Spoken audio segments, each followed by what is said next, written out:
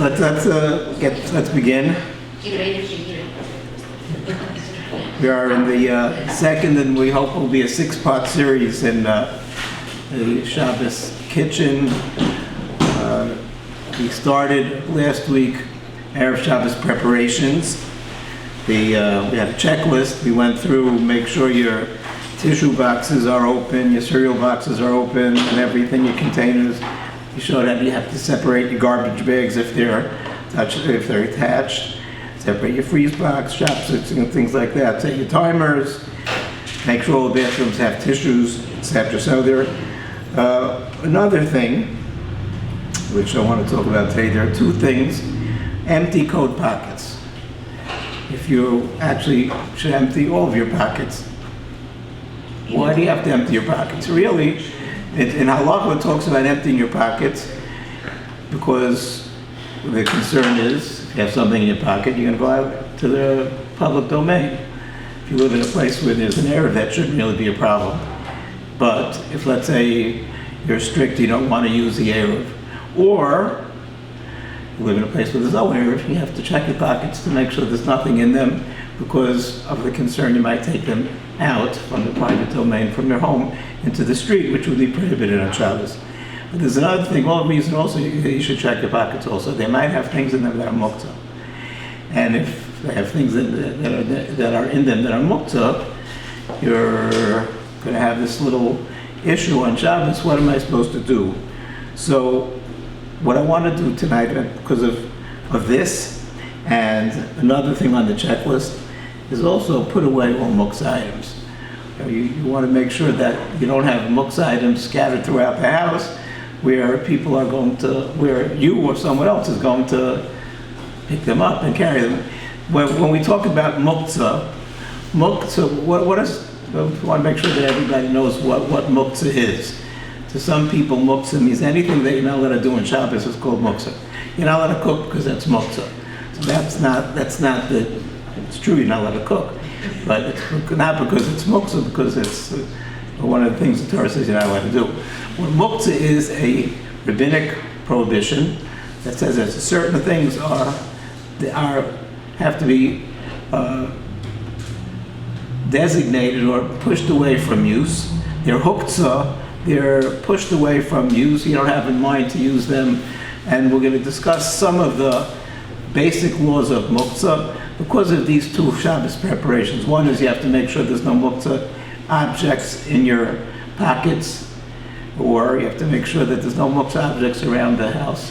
So I want to give some of the pointers, definitions, and things, and really what to do if you made a mistake and you did not make your preparations properly. So, for example, you want to go for a walk on Shabbos, and take your coat, put it on. You went to a chasna during the week, and keys, change it. Keys. Let's see, what is there? Money. Whatever it is, it definitely feels Muktzah. What is it? I have my coat pocket. I have Okay. the money. How much is that? Is money Muktzah on Shabbos? Yeah. Why? You know, that's good money. But you can't use it. You can't use it. So now, what do you do if you put on your coat and you pick up you have a bag you want to, you live in a place where there's an Erev, you go to someone's house and you have a bag you want to put some tissues in to use while you're walking, and lo and behold, there's something that's Muktzah in the bag. So what should you do? So what you should do is before you leave the house, actually as soon as you realize it, go take the pocket out if it comes out, put it on the floor, and then you're allowed to kick it with your foot. The prohibition of Muktzah is to handle something, pick it up with your hands. To carry something, I don't want to use the word carrying because that has a connotation going from the private domain to the public domain. One, he says you're not allowed to handle it, you're not allowed to pick it up, even if it's in your house. So, but you're not allowed to pick it up in your hands. Most opinions feel that you're allowed to take Muktzah and move it with another body part. So, like, for example, I have this money on the floor. I don't want it in my house where it's going to be evident and visible for everyone to see. So you're allowed to kick it to the side, kick it to a corner, and after Shabbos, you'll be able to pick it up. Good, yes. Well, let's say you have little babies on the floor, and that's a sakana for them. So kick it under the table, kick it under the sofa, kick it under the place where they're not gonna go. Or cover it or something. Could you kick it onto a cardboard and then dump it somewhere in a drawer or something? We'll get to something like that, we'll get to something like that soon, okay? So before we go, so that's something you have to make sure you could turn your pocket inside out, and therefore the muktzah will fall out. But like anything in your pocket that you don't need is muktzah. No. No? I didn't know that. Why should a spoon that's in your pocket be muktzah? Because I don't need it. So, What's that? What do I need it for? If I'm going for a walk. so put it away and don't take it with you, but it's not muktzah. Ah, keys? That you didn't? What keys are they? House keys. House keys are not muktzah. You're allowed to use house keys on Shabbos. Okay. So let's go to some basic definitions of muktzah. So there are categories of muktzah, and each category of muktzah has different halachos. I'm going to try to go through the very basic definitions without making it too complicated, making it as simple as possible. The first thing we have to define what is a keli. A keli is a vessel, an object of use. You're only allowed to be metaltal, you're only allowed to carry on Shabbos something that is a keli, that's an object of use. Something that has no purpose. The classic example the Gemara gives is the category of eitzin and avonim. Pieces of wood that are not fashioned into something that you use. Stones that are not used for anything. If you take a stone and you designate it as something you're going to use to hold your door, prop your door open with, and this is what I'm always using, that stone is now considered an object of use. But if it's a stone that you have in your backyard, there's some bricks and stones in your backyard, and they're not used for anything, and you want to on Shabbos say, I need to prop open the door, let me pick it up and use it. You're not allowed to, because it's muktzah. It's called muktzah machmas gufa machmas atzmai. It's inherently muktzah because it's not an object of use. It's not something you could use. So an example of that would be your pistachio nut shells. If you eat pistachio nuts, so you take your pistachio nuts, probably make a bracha on it before you eat it.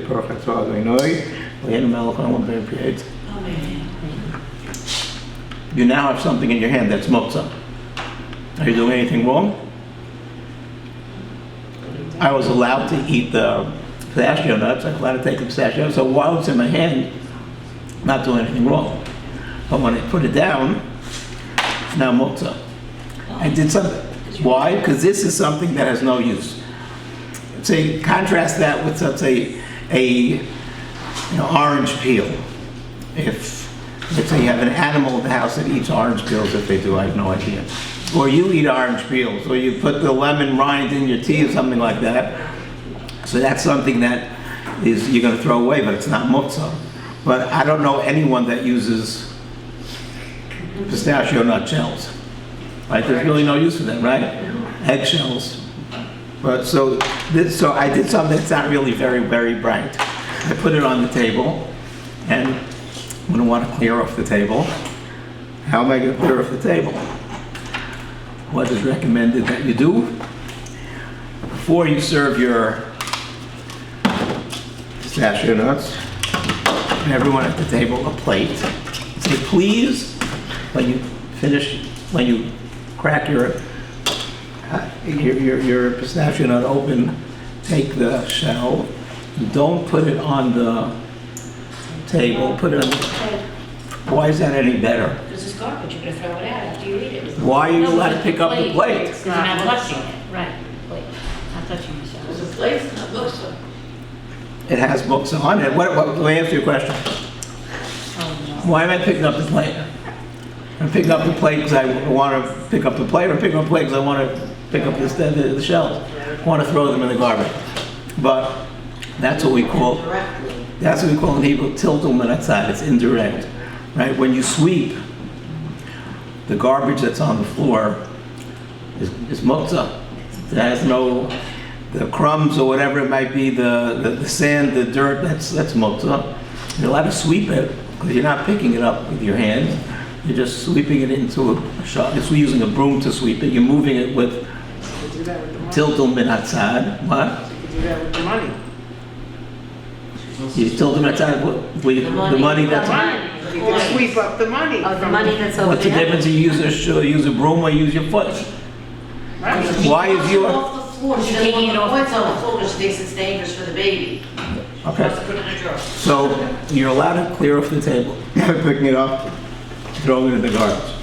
What happens if you have someone that did not listen to you and they went like that? And you have pistachio nuts, shells on the table.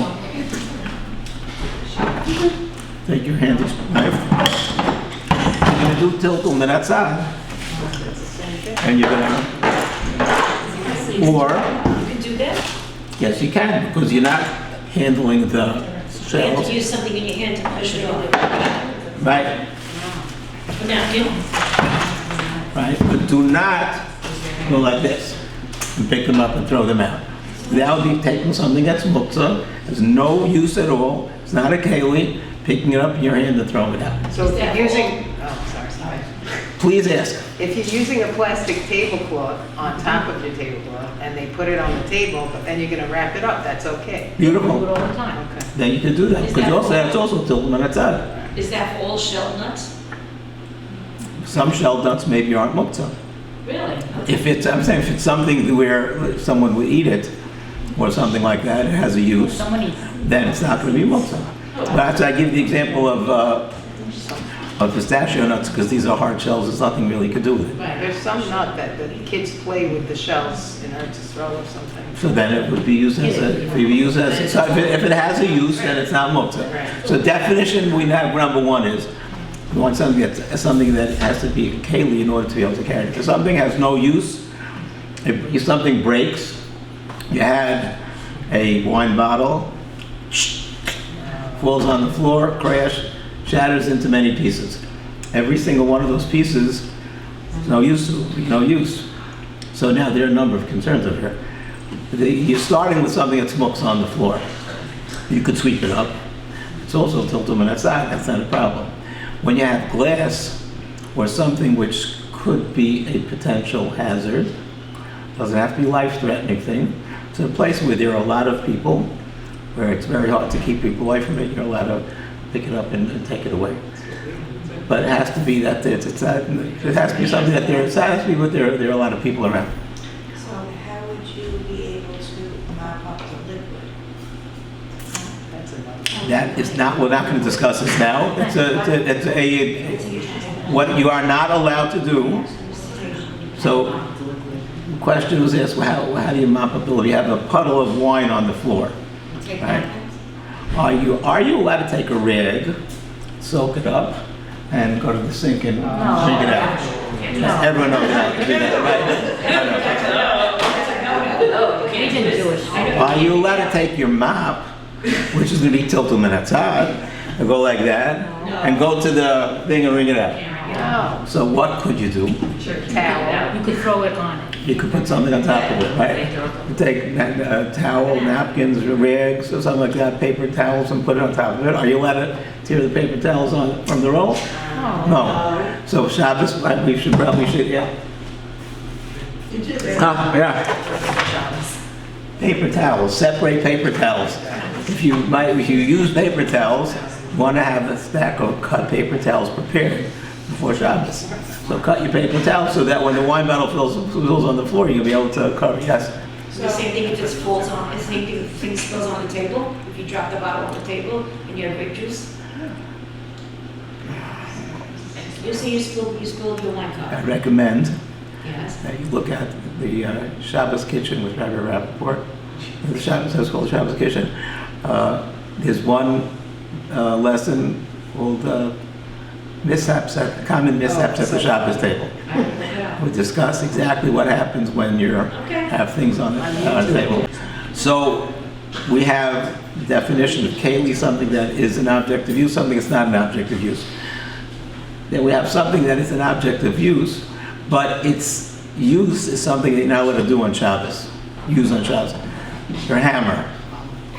You know what else? So this is called Muktzah. And why is it called Muktzah? It's a kli. It's an object of use. Shemalachta le'isser. Its primary function is something that you're not allowed to do on Shabbos. Primary function of using a hammer, banging a nail, it's for building, for binyan. You're not allowed to build on Shabbos. Construction is prohibited on Shabbos. So the tools that are used in construction are Muktzah because it's a kli shemalachta le'isser. It has the going forth that is an object of use. It is a keli. Its primary function, something you're not allowed to use on Shabbos, makes it Muktzah. Another example of something that is Muktzah. What is the primary use of a pot? Are you allowed to cook on Shabbos? No. You look What about horrified. the soup? How are you supposed to take your child off the? So Yeah. whilst the pot has food in it, it's being used as a container, and then the pot is serving the food. It's the main thing here is the food that's in it, and then it's secondary to the food that's in it. It's not Muktzah.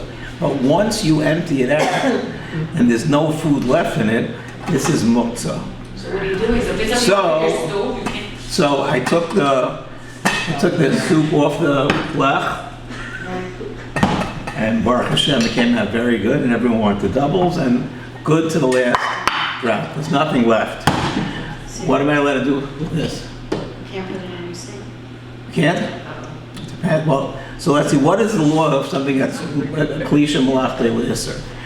Are there any situations where you're allowed to pick up a hammer on Shabbos? Yes. Or you can use that. There are two For nuts. things that you're allowed to do. You're allowed to use something that's a kli shemalachta le'isser, l'tzarech gufay, l'tzarech mekaymai. Translated as, if there's a permissible use for the hammer, you want to use a hammer to crack a coconut. So you're not using the hammer to bang in a nail. You're using the hammer, you need it for something that you're allowed to use. So you're allowed to pick it up to crack open the coconut. Because you need to, you're using it for something that is permissible. Even though it's a secondary use, it remains something that's Muktzah, but while you're taking it, while you're handling it to use for something that is permissible, that's okay. Your pot is a kli shemalachta le'isser. There's the second leniency with kli shemalachta le'isser, if you need it or you need its place, its space. So let's say it's on the counter, you want to serve dessert, and you need to put out plates and you want to dish it out. So you could take this and put it in the sink, put it in your oven, if your oven is off, and store it there.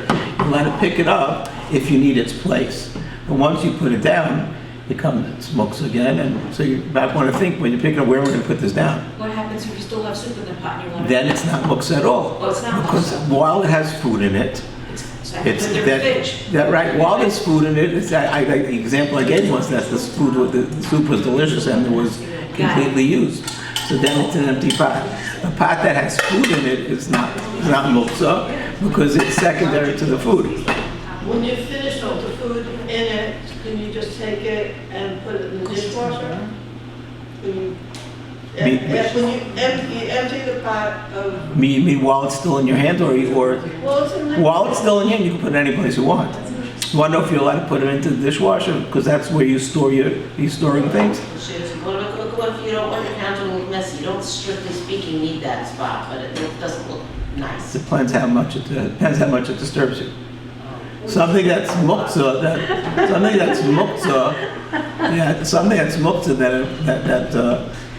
you don't have any use for it, so it's not using a sarach gufay. You don't need its place.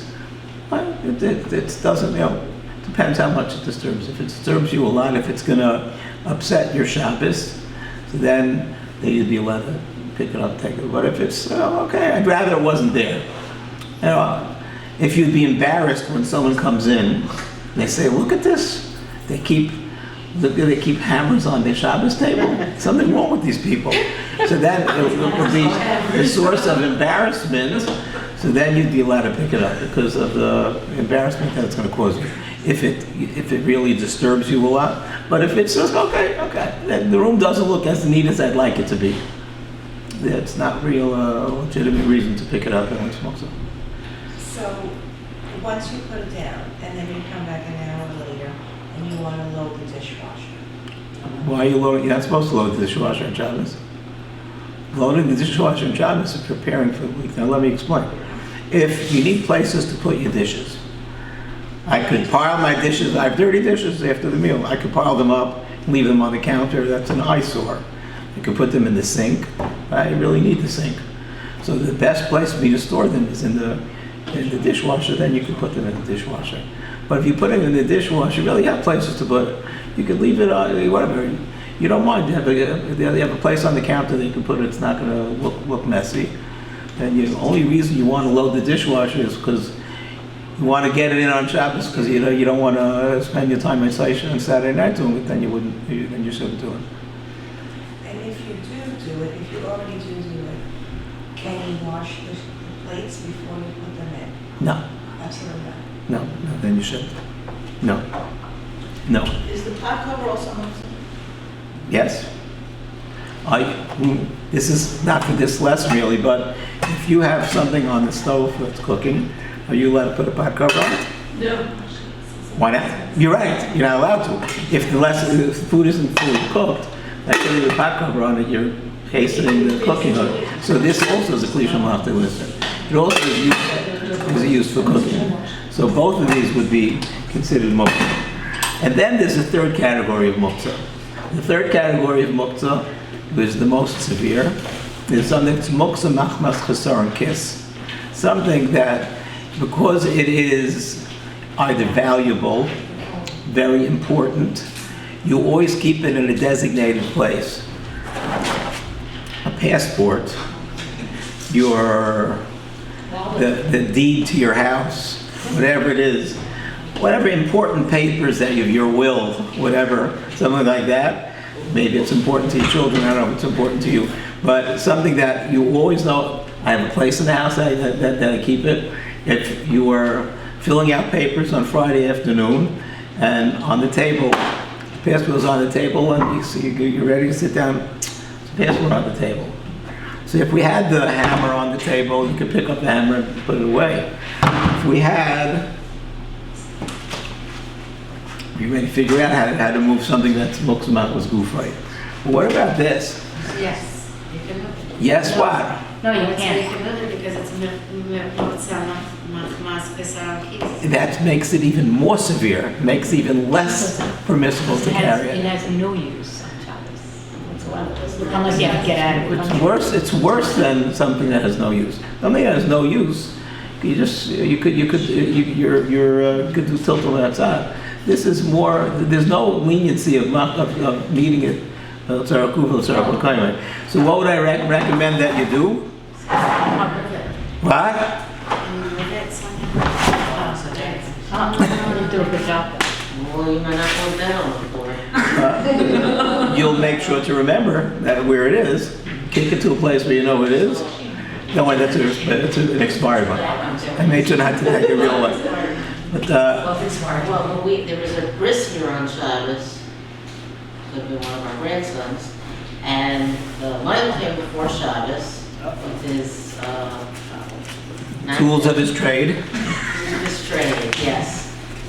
And he asked, he wanted to scout out where he's going to put it, where exactly is a safe place to put it that children won't get, etc. He said he can use it to carry it whatever to do the bris, but once he finishes the bris, wherever he puts it, that's where it has to stay. So he was scouting out like where he's going to put it after the bris, because I guess it's that kind of muktzah, the highest level of muktzah. If you have something that's very delicate, which you're not going to go like that, because when you do like that, no more, right?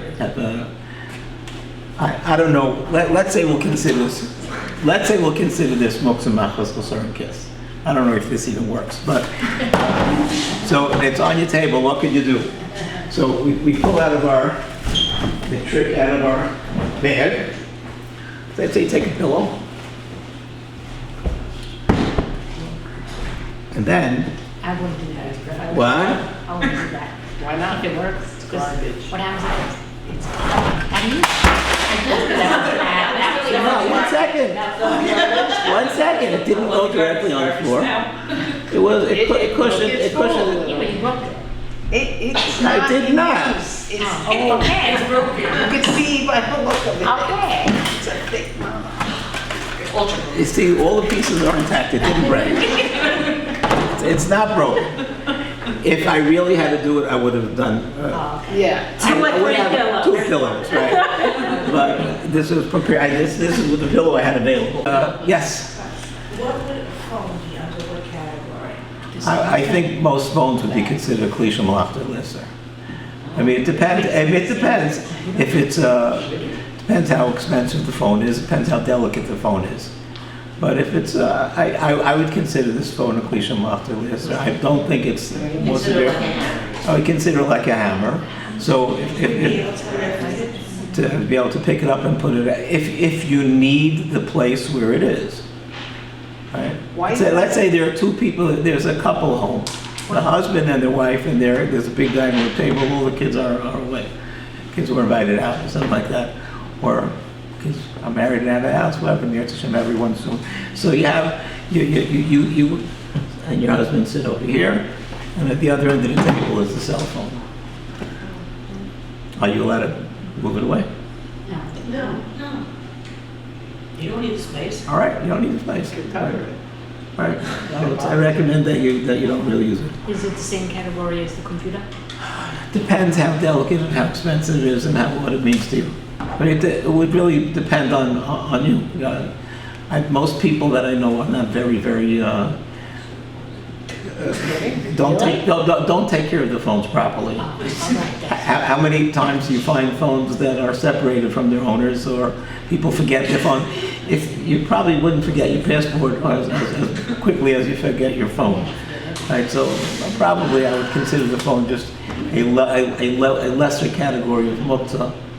So that we discussed last week. What is this? I know it's a piece of meat. This is raw meat. Is this Muktzah? Yes. Is it Muktzah on Yom Tov? No, but you can cook. You could cook it on Yom Tov. On Shabbos you can't. So what's the important thing to remember? Leave it out if you need something in front of Right. it. To make sure that you have things in the freezer that are Muktzah. If you're planning on serving the ice cream that's in the back of the freezer, and right in front of it is raw chicken or raw meat or something like that, how are you going to get it? You open the freezer door, this is right in front, big piece of, a family pack of chicken is there, and behind it is the dessert that you want to serve. What are you going to do? Serve something else. So if there's room, Take a stick and you start knocking things if away. there is Are you talking about experience? if there's room in the freezer to move it to the side. Who has room? I open my freezer. Then it's okay. Otherwise, now what happens like this? Let's say there's one other category. It's very confusing. You might want to review this. There's something that I think you're all familiar with. Maybe not the term. It's a basis l'davar ha'aser. The base of something that's Muktzah. Let's say like this. I have a telephone. Right? Remember the olden days? There was a telephone book, right? And you know, that's I'm a short kid. I'm a short kid. Whenever I couldn't, was sitting at the table, I couldn't reach the table. That's what a telephone book was used for. So I could sit on the telephone book. However, so you have a telephone book, and let's say, what did you do in your house? You put the telephone book right where the telephone is and put the telephone on top of it. With the place where the telephone book was supposed to be was under the telephone. This way, every time you need to find the telephone number. He was there. So now, you always keep the telephone on top of the telephone book. Shabbos, you want to look at a phone number. An address, you want an address. I forgot, you wanted an You address. wanted a house. Right, right. You wanted an address. Of course, that's what you use a phone book for, right? You wanted an address. right? Is there any way you're allowed to get the address from the phone book? Your first concern is that there's a phone on top of it, and the phone is Muktzah, right? Yeah, most people aren't going to go like that with their phones, because then you're going to hear them the whole Shabbos. It's going to be annoying, right? So let's say your neighbor John walked in and he picked up the phone. He might have made a phone call, he picked up the phone and he put it down. So now you have your phone book there.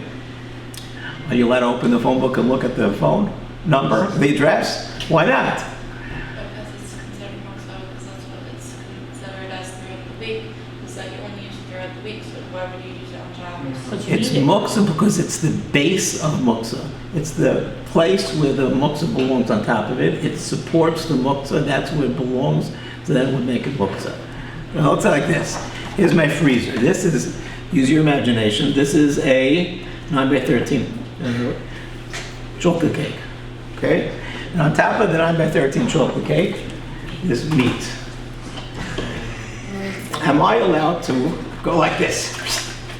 The meat will fall down, and this is not a basis of davar ha'asar. This is not a base for the muktzah. Only put it there. There's really no connection between the 9 by 13 cake and the muktzah that's out. You put it there for convenience. Not that it really belongs there. So it wouldn't be considered muktzah. If you have, let's say, a cup or a container that you put all your muktzah things in for Shabbos, that's what it's there for. The container, even if it has no muktzah in it, if there was muktzah in the beginning of Shabbos, would be muktzah the whole Shabbos. Right? But so, now, one other thing. Only the owner could make it muktzah. Let's say, so my refrigerator belongs to my wife, right? So my granddaughter makes a cake, and she said, no, cake was not a problem, it's not muktzah. Someone takes their wallet and they put it in on top of one of my things to leave there for Shabbos. They intended to leave there for Shabbos. They wanted that to be the place where it's going to be for Shabbos. All of the ingredients you need to make it a basis of davar ha'asar would not be a problem, because it's my thing. They can't make my thing a basis of davar ha'asar. Only the... So, because if you had an end table, right, and you were gonna move it someplace else, and your guests put their wallet there. Right. Before Shabbos, you can still move Right. the So end even though they wanted their wallet there, they put their muktzah things there, they can't make your If you put thing. your wallet there, it would be a problem. Right. And then if it was there, you'd have to figure out. So even if you get the muktzah away from it, you even take the muktzah off, it still would be muktzah. So that goes per person or per married couple or? I guess, I mean, the person who has their, I would assume that both husband and wife are arranging things in their house. They could make it, if they have a successful marriage, I think that it would be something that would be considered a basis of davar ha'asar. So when we look at our checklist, we can understand, I think, very well. You want to empty your pockets, make sure there's nothing muktzah in your pockets. You might have, if you went. I know, when do I ever find muktzah on my Shabbos suit? Muktzah Shabbos, drive someplace, and I took some cash with me or something like that if I had to stop someplace.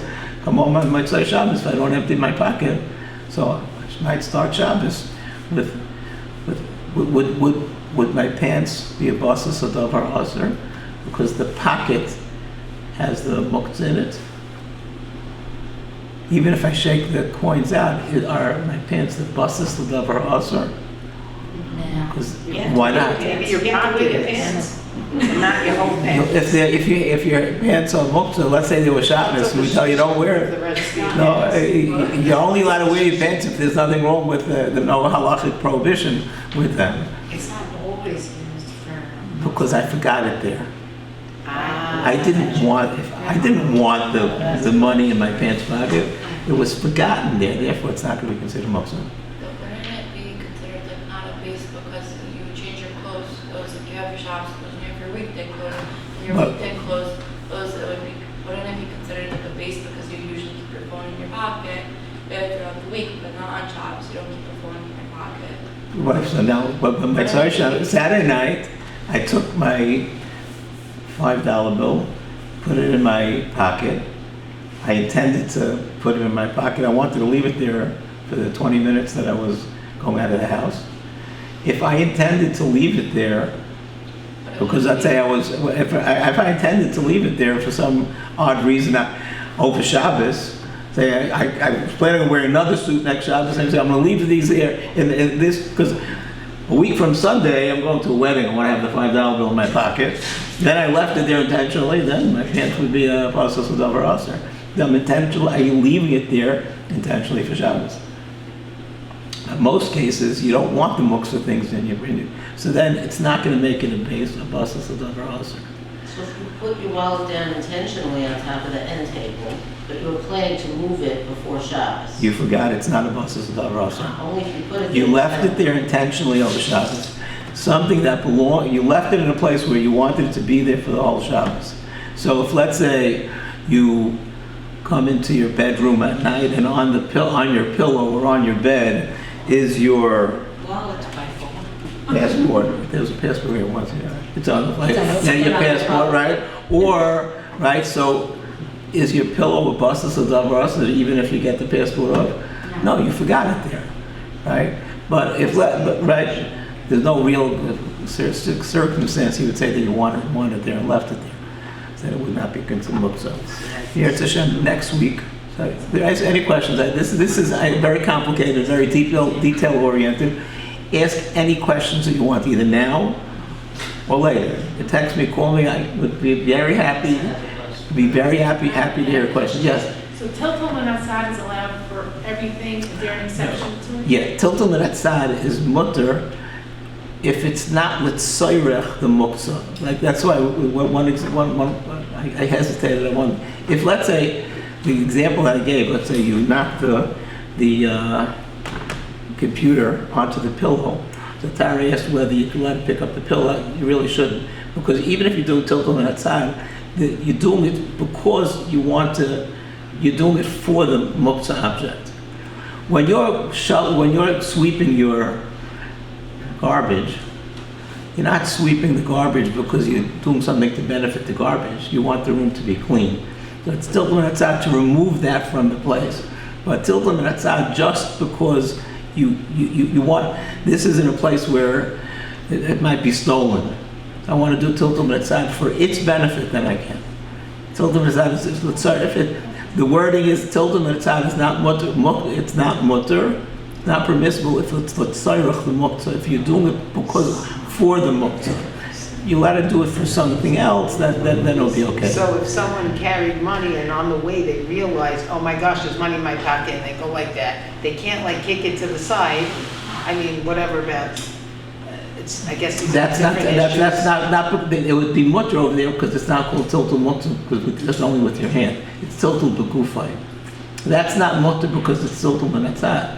When you're kicking something, it's not called handling. As far as we're concerned, most places can feel it's only considered tiltul muktzah if you pick it up in your hand or you carry it the way that it's normally carried. You put say a load that you put on your shoulder would be considered the normal way of tiltul, but to move something with your elbow or with your foot is not considered tiltul of muktzah. So one's allowed to do that? Yes, I said right. Not the food. The money on the floor. I kicked it under. I know, but that's inside. We didn't say it. So outside it's the same thing. I mean, as long as you're not doing it 4 amos or something like that, you're allowed to move it, in a designated area. Okay. That would be okay. Here to send next Sunday night, we're going to start setting up the cooking Friday afternoon, Friday night, setting up the block and things like that. You have to figure out which prop I'm using, so I haven't done it yet. Any other Erev Shabbos questions, please feel free to ask. Thank you. Thank you.